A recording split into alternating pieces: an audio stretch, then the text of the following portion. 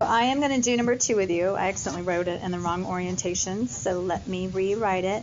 So as I rewrite it, I see these big numbers, but I want to remind you guys that the first couple of assessments are non-calculator, and this is totally appropriate for a non-calculator test in pre-cal. So if we're factoring, if there's a 4 there, 9 times out of 10, I can take a 4 out of that, and we can. So let's factor out of 4. And remember, when you factor out something, you are reversing the distributive property, so we're going to divide. 4 divided by 4 is just 1. 324 divided by 4 is 32 goes into 4, 8, 32, or 4 goes into 4, 1. So we have that. Ooh, I always forget to hit autofocus. Hold on. There we go. And I'll get this out of the way. Less distraction. Okay, so we're going to keep going. Every time that you have x to an even power and there's only 2 terms, chances are it's a difference of 2 squares. You have to have a minus sign in the middle. And the only way you keep going is if that's even, if that's a minus sign, and if that's a perfect square. Is 81 a perfect square? Yeah, so we're going to keep going. That 4, I'm just going to carry it at my final answer. I'm not going to forget about it. So we're going to distribute 4 x's evenly. So let's put 2 x's here and 2 x's here.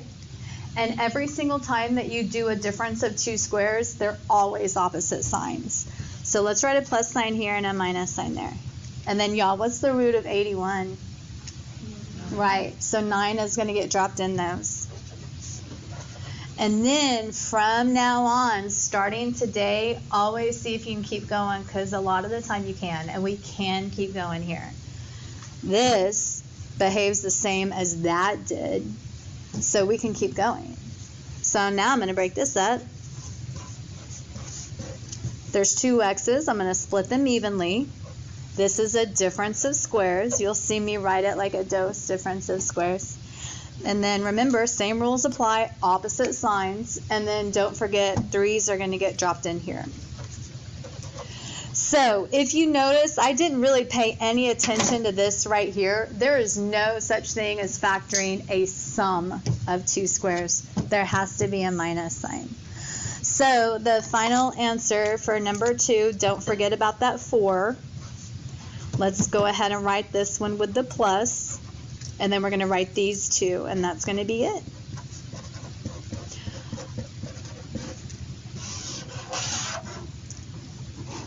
All right, factor. So first of all, I noticed there was a GCS, so we're going to take a 2x out of everything. And 4 divided by 2 is 2, so it's going to be 2x squared.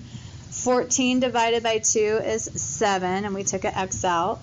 12x divided by 2x is a plain 6.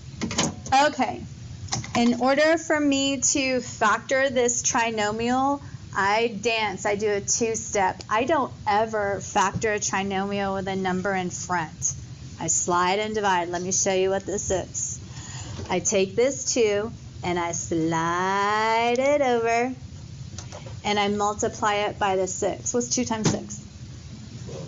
So I am factoring this.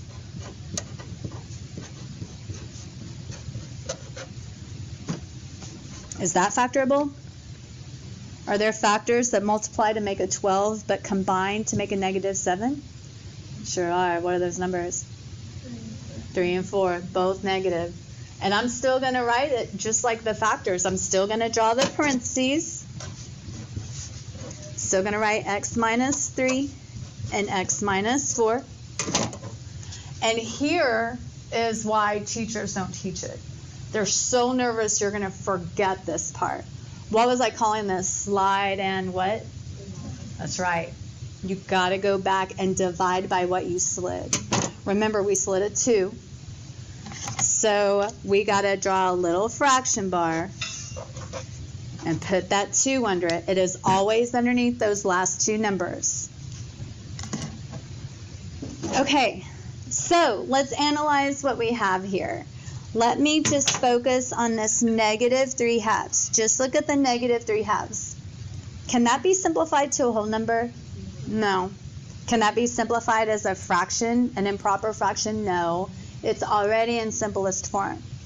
So if you try to divide, and it's a fraction, and it's already in simplest form, this turns into, this 2 goes in front. I recopy this, and I recopy that. That's one of the factors. If it doesn't simplify, the 2 goes in the front, and then I copy everything else. But what if it does simplify? It does simplify on the other one. What's a negative 4 divided by 2?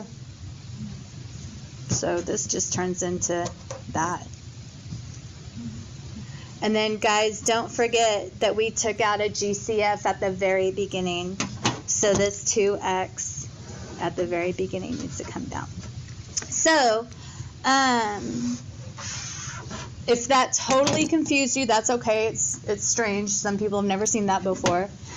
But, okay, so let's go ahead and factor out the 3. So we're going to have x to the 4th minus what? What's 48 divided by 3? It is. It's 16. 16y to the 4th. All right, here we go, guys. You've got an even exponent. You've got a minus sign. You got a perfect square. And you have a variable over here at the end. Don't let that freak you out. As long as it's even, it's going to behave the same way that x does. Remember when we factor, x goes in the front part of the parentheses. The y is just going to go at the back part of the parentheses. That's all that is. Let's factor this. So let's go ahead and split the x's up. So x squared, x squared. Let's go ahead and split the y's up. Y squared, put it at the back. And then remember, this is a difference of squares, so we know the signs are going to be opposite. So I'm going to put a plus here, and I'm going to put a minus there. And notice I scooted them over because I needed to fill in some blanks here. What goes here? What's the square root of that? 4, that's right. So let's put a 4 in here. Good. Do you guys think that we can keep going? Yes. Only focus on the one that has a minus sign. We can keep going. This behaves the same exact way as this thing. So let's keep going. All right, draw my parentheses, split up my x's evenly, split up my y's evenly, write 2 different signs. And then what's going to go next to the y's on this line? 2 is correct. Okay, good. So when we write all of this together, don't forget about that 3 we factored out in the beginning. Here's our little prime factor right here, x plus 4y squared. Remember, you can't factor anything with a plus sign there. And then we're going to copy the rest of these. And then that's the answer. That's it.